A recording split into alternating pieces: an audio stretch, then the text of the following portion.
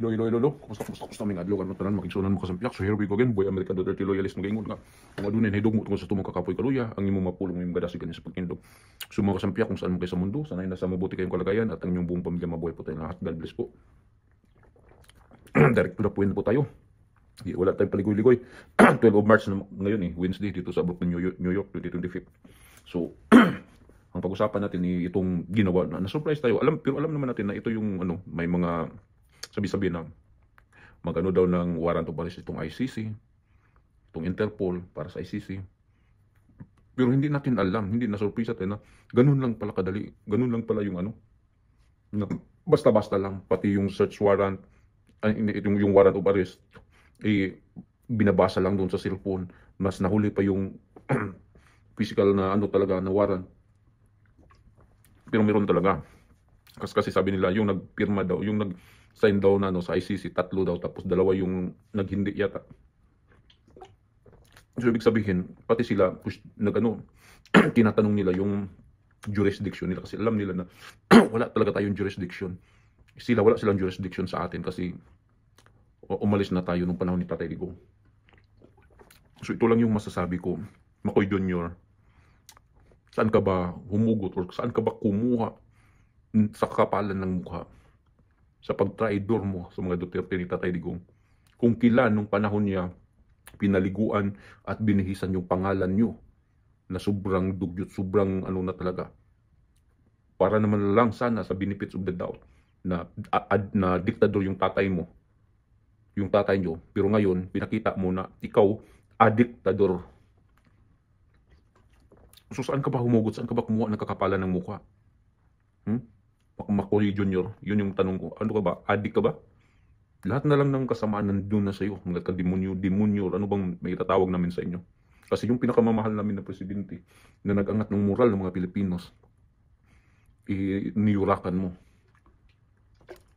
Kung nagawa mo yan sa tatay namin, paano na kaming mga ultimo mga maliliit? So ngayon, 2 biblical characters kay yung sabi-sabi nila, totoo naman talaga kasi tingnan mo, nagsinungaling ka. So isa ka ng sino ba yung nagsinungaling? Si Judas, pinudas mo, trinaidor mo si Tatay Digong. Tapos isa ka pang Poncio Pilato kasi naghuhugas ka na wala kang alam diyan, hindi ka nag-cooperate ng ICC. Kasi sa dami ng mga media interviews mo, lagi mong sinabi na hindi nag-cooperate. Kaya nga sinabi na wala bang nalabag na batas ang gobyerno. Sabi mo hindi kasi hindi naman nag-cooperate ang gobyerno, kundi tumalima lang sa panawagan ng ICC or ng Interpol para sa ICC. Kaya para sa darating na panahon, pag tayo ay may kailangan ng tulong, matulungan tayo. Pero hindi. Pero ito yung masasabi ko at matatanong ko sa iyo, Bubong Marcos, diktador. Yung eroplano, yung private jet na lagi na kasi hindi sila nakakuha ng commercial flights, pero pina-facilitate nyo, ginamit yung private jet para yung tinangay si Tatay Digong para sa Netherlands, dadalhin sa Netherlands. Iyon yung jet na lagi mong ginamit nung may mga delegation or saan ka pumunta sa ibang bansa or whatever saan dyan.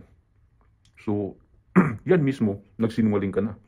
At isa pa, binuko ka or nilaglag ka ng isa sa mga officials ng ICC. Sabi ng official na magkalaban ko, magkatunggal itong 2 pamilya, kung kaya't itong presidente mismo yung kumuha ng ebidensya, ganun.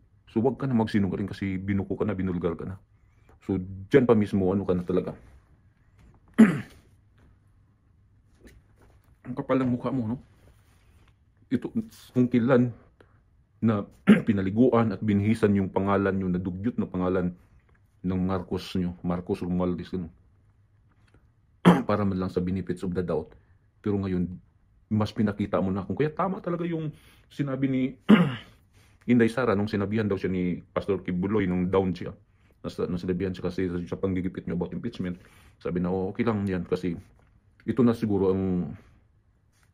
ito na siguro yung na talaga, sa Bisaya ba ang kapalaran, ito na talaga ang destiny na talaga, ito na talagang panahon na talaga yung nagdikta para ma-reveal yung totoong kulay nyo, totoong dugo nyo. Na talaga, dikta na ito ng Panginoong Diyos na para malalaman yung yung katotohanan. Kung kaya't sila yung nauna. para malaman ng taong bayan na ganun talaga kayo. Na kung diktador yung papam nyo, mas adiktador ka pa, mas sobra ka pa. Ganon. So, wala na kaming tiwala sa pamilya nyo, sa gobyernong ito. Pilit nyong pagtakpan itong mga nangyari sa mga buy scam nyo, itong budget ng 2025. Kung kaya si Tatay Digong yung binalingan nyo, yung mga Duterte, yung mga subordinates. So yung mga minions nyo, mga attack dogs nyo, mga trolls nyo, ilaw, tika. So ngayon, ito na yung naglakas loob na ngayon. Kuha nga kayo ng Yusek dyan para ginawa yung attack dog. So, yung masasabi lang namin na yung may panahon, may araw din kayo. Ikaw din, Tore, sa mga ginagawa niyo mo, sa ginawa niyo, ang dami yung mga kapalpakan, mga abuses. Darating din yung panahon. Diba? Sabi nga ni Tatay Digong, parang may nasabi siya na ikaw pa-retire ka na, Tore. Baka darating ang panahon, babalikan ka sa mga ginawa mo. Kukulangin pa yung mga binayad sa'yo kung binayaran ka man ng gobyerno ngayon. At basta talaga, naiyak talaga ako.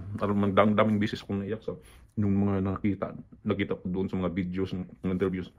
Sinabi ni Tatay Digong na pag namatay ako, yung mga habilin niya sa anak. Ang sakit.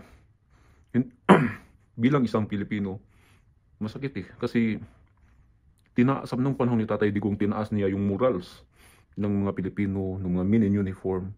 Tapos yun lang yung sukli na ibabalik natin kay Tatay Digong sa lahat ng sakripisyo niya sa sambayan ng Pilipino. Sabi pa nga niya kay Inday Sara na na tatakbo ka sa 2028 kasi dito yung sinabihan ko ng mga Pilipino na suportahan ka at huwag kang matatakot. Para sinabi ni Tatay Digong na kung anong mangyayari sa akin at yun din yung mangyayari sa iyo, huwag kang matatakot kasi hindi man tulog ang Panginoon Diyos. Kung ginawa mo lang yung tama para sa sambayang Pilipino, okay yan. Kaya nga sabi ni Tatay Digong, bigyan mo na lang, di ba sinabi niya dati, bigyan nyo lang ako ng opportunity na magpakamatay para sa Pilipino. Parang si Jose Rizal. Gagawin ko yan. Kasi he's nothing to lose. 80 years old na siya, mag-80 years old na siya. Successful siya sa mga ginawa niya. Tapos sabi nga niya, wala man ako kahit 10 pusti man lang sa bahay na ninakaw ko, nilagay ko sa pamamahay ko. Sabi niya. Si Tatay Digong, tinawag pa nga ng ibang bansa, lalo na sa mga Ruso, na isang reformist dahil sa mga ginawa niya, mga infrastructures, ganun. Siya lang yung yung mga hindi man nasimulan, katulad ng sa Panglao, sa Bohol, yung basta mga malaking mga infrastructure projects na sa panahon niya, ginawa niya, yung mga build program. Kaya tinawag siya mga reformist talaga. Tapos yung mga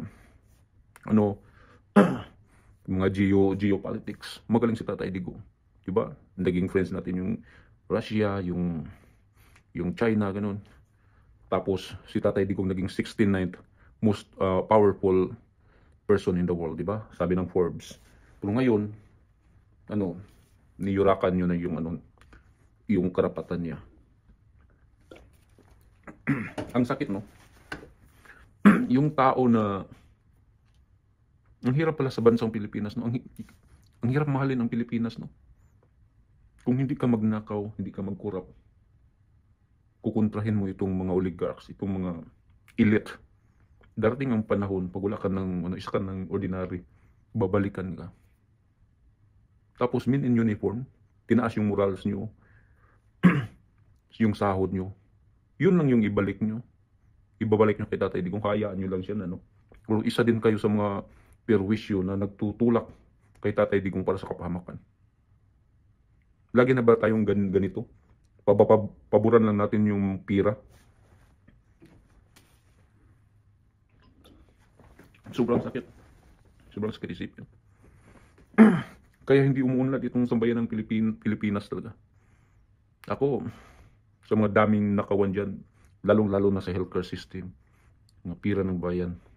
Sabi ko, lagi kong tinanong yung sarili, lagi kong naikumpara dito, sabi ko, sana man lang ang Pilipinas may katulad dito sa Amerika na katulad ko, 5 years lang sa trabaho, pero nakalock in na yung pensyon.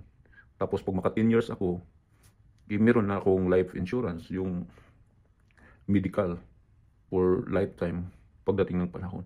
Sabi ko, sana man lang ang Pilipinas may ganito. Kung kaya ano talaga ako, yung gusto ko na itong magkakaroon tayo ng ganito. Kung kaya yung healthcare system, yung tinatawag na universal healthcare system, yung dyan sa atin, yung PhilHealth, na may subsidy na tinalaga si Tatay Digong. Sobrang saya ko na sabi ko, at least yung Pilipinas magkakaroon ng healthcare system. Pero ngayon, anong ginawa ng gobyernong Marcos? Ninakaw yung pira. Tapos masaya kayo niyan. Tapos sabi ni Inday Sara, babantayan natin itong talaga, massive dayaan talaga, cheating sa election ngayon 2025 sa senatorial. Totoo talaga yan. Tapos itong GAA budget. Kasi ngayon, pilit nilang nilinilihis. Dahil pinapatawag na sila dyan sa Supreme Court about nung buy scam. Tapos, yan sa mga PhilHealth. Lahat-lahat ang dami nilang problema ngayon. Kung kaya't binalikan si Tatay Digong. Hindi nila kayang damputin sa Davao. Kung kaya't nung galing siya sa Hong Kong, doon na mismo sa aeroplano, hindi pa nakababa, sinalubong na si Tatay Digong sa airport. Ultimo mga legal team niya, hindi naka pati si Inday Sara. Hindi nga matawagan daw, nilagyan ng parang signal jammer eh. Kumbaga walang hiya talaga. Pattern, tapos si Tory yung facilitator nila. Yung ginawa sa KOGC, ginawa kay Abines, yung Si Tory, ikaw Tory talaga, ang pangit ba ng ugali mo, lahat ng kapangitan, sinampal ka na talaga ng lahat ng kapangitan kung anong klase niya. Masakit kasing iisipin, maiyak ka talaga sa na si Tatay Digong naging presidente natin, pero yung trato niya sa atin parang mga anak. Kaya maiyak ka talaga kasi mararamdaman mo na totoo siya, totoo magserbisyo. Yung hindi niya na yung tatay talaga natin. Ganun talaga. Kung kaya sa panahon ni Tatay Digong, napag-isa niya yung mga Muslim, Kristiyanos, laging nag-aaway, laging gulo ng Mindanao. Pero na-unite niya. Ito lang talaga mga NPA na pilit kumakalaban kay Tatay Digong sa gobyerno. Sila lang mismo at itong mga oligarch. At itong gobyerno ngayon. Kumbaga, sila yung totoong unity.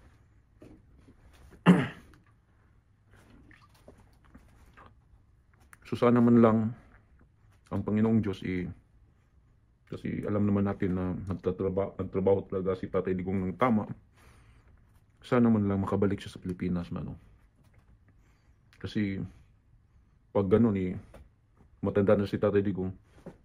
Sabi nga sa post ni Sas Surgando, Sasot, na siya yung kauna-unahang if ever na taga Mindanao presidente na mamatay hindi sa lupang sinilangan doon sa Banyaga, kasi itong gobyerno ngayon tinaboy siya sa ibang bansa, gustong lilitisin sa ibang bansa. So anyway, hanggang dito lang muna makasampiak. Basta sobrang sakit isipin ng lahat ng nangyari. Maiyak ka talaga. Sabi ko nga sa sarili ko, sana may may people's power na, kasi kung may people's power, mamimili talaga yung uniform kung saan sila talaga pipili. Pag ganun, sila na yung susunod niyan. Pero titingnan natin yung mga mas magandang remedy, yung talaga peaceful remedy. Mas titingnan muna natin itong kasi marami silang mga abuses talaga. Baka talaga itong baka disqualified or whatsoever, can we say that hindi maituloy itong talaga ni Tatay Digong dyan sa Netherlands. Sana makabalik siya. Magdasal-dasal lang tayo kasi wala na talaga itong bansang Pilipinas. Sabi ko nga, bansang Pilipinas, hindi tayo unlad pag ganito lagi. One step ahead na tayo nung panahon ni Tatay Digong. Ngayon, backwards naman tayo 4 times. One step ahead, forward, 5 times backwards. Wala. Kung baga laging sa Bisaya pa, sige ratang gauno ini. Lagi lang tayong wala na talaga. Kung kaya ngayon may totoong mga tao na totoong magserbisyo, so suportahan natin. Huwag nating hayaan, huwag nating pabayaan ng mga Duterte. Godspeed.